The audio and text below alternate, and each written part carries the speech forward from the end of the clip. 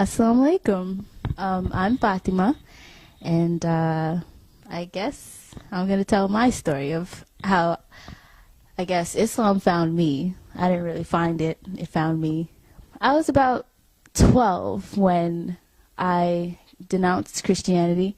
I didn't understand it. Like, nothing ever really made sense to me.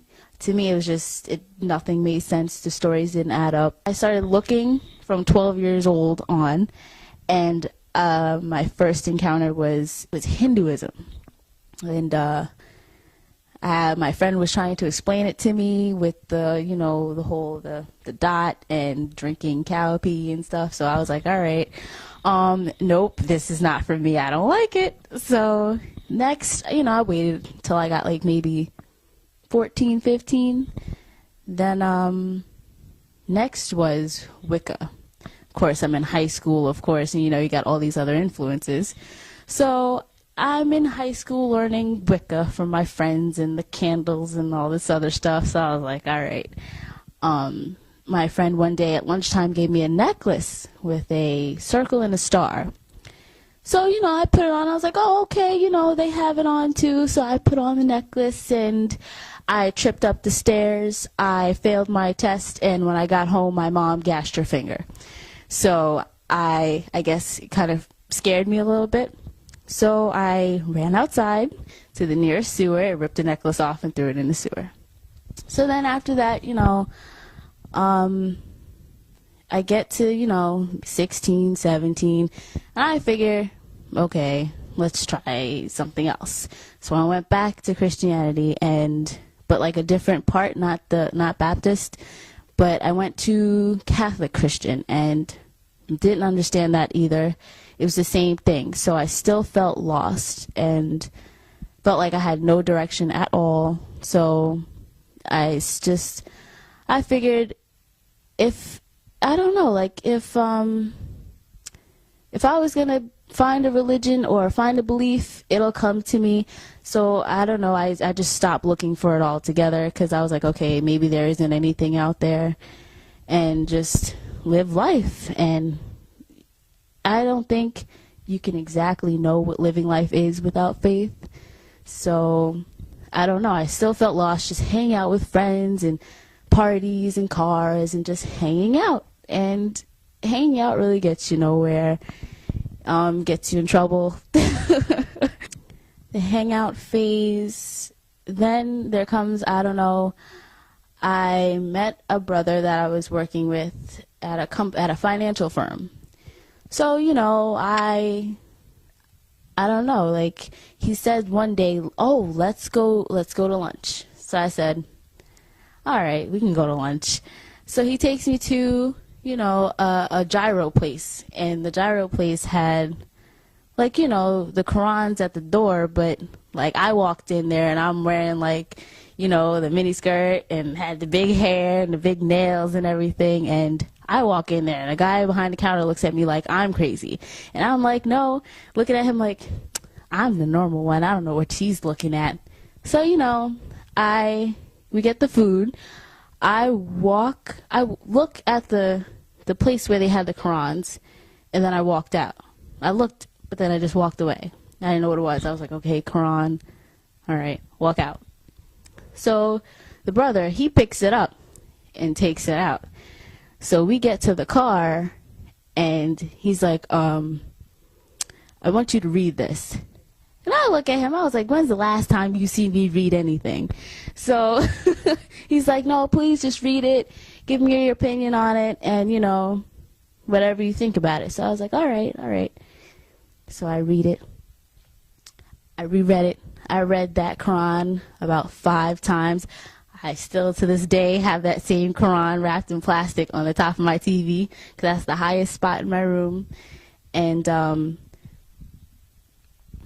when I had questions for him, he never answered my questions, and I never understood why.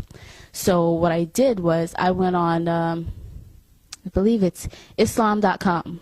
I went on Islam.com, and I would just look, Google, internet. The internet was everything, because I had no one I had no one to teach me anything. I didn't know any Muslims. I was by myself searching. And I never I don't know, it just interested me so much. So I kept looking. Then I asked the brother one day, what does people of the book mean? And I'm reading it. He's like, what do you mean people of the book? I'm like, people of the book. It says in the Quran, people of the book. And he's like, well, the people of the book are like, like you. I was like, what do you mean me? Like feeling like I did something wrong. And I'm like, what do you mean? He's like, oh, like Christian, Jewish people. And I cried. I was like, oh no, I'm lost. There's something wrong here. I was like, why didn't anybody tell me? How come I've never heard of Islam? I've always seen the girls with their hair covered, but never understood why. I'm like, okay. I never thought it was weird either. I thought it was kind of interesting. I'm like, okay, there's strong women. They could wear that all day. But after he told me that, I think that's the only question he ever answered for me. Then I remember one day just being so frustrated at the fact that I didn't know anything, didn't know how to pray, couldn't pronounce the words. I wrote it down, looked at the moves on the internet, but I couldn't pronounce it. I didn't even know what Arabic was. I didn't understand. So I walked to the 99-cent store because I knew my friend worked there. And I remember I went to high school with her and she was Muslim. So I went to one of my friends and I asked if she worked there. And she's like, oh no, she doesn't work there anymore, but I can take you to a sister. So she takes me to the sister behind the counter. The sister behind the counter tells me she didn't know English good, and she takes me to the manager. So I talked to the manager, and I believe I was in that store for a good 5-6 hours talking to the manager, and he ended up inviting me to his house. And after I got to his house, I met his wife. We ate dinner. Talk. I left there with books. She taught me how to put on a hijab. She gave me my first hijab. I didn't leave till about 2 o'clock in the morning. But I learned so much. I learned how to pray in that one day because I guess repetitively trying to figure out how to pronounce the words and knowing the meaning and putting the movement with the words and everything, it was a little easier when somebody actually shows you. So I learned to pray. I started doing my 5 prayers, and of course I had a hard time with my family because, of course, the whole covering thing, and they're all Christian, and now I think I'm the only second Muslim now, and I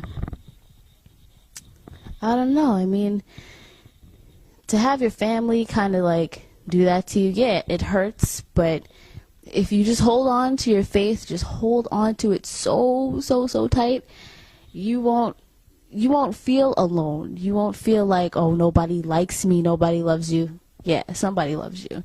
Somebody way up there loves you. And I don't know, you can like feel the love. You can feel it. But I love Islam, and Islam changed I'm getting emotional. Islam changed my whole life. Like, I have goals. I'm calm. I actually care. I take care of what I'm wearing and everything like that, and reading. And to this day, I'm still learning. I took my Shahada offline, by the way. I took my Shahada offline. I wrote it down, like I put my ear to the speaker because, my mom was home and she didn't really agree.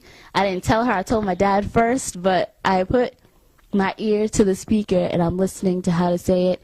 I go in my room and I took it by myself. On April 15th, I think, 2 years? It's 2010? 2007, I believe. That's when I took it. By myself in my room after listening to a speaker and a Muslim couple that helped me how to pray and learn, and I don't know, they gave me my first janamaz, my prayer rug. They're great people, and I don't know. Islam is great. So I don't know. I'm hoping somebody gets something out of my little tape. So thanks for watching. Assalamu alaikum.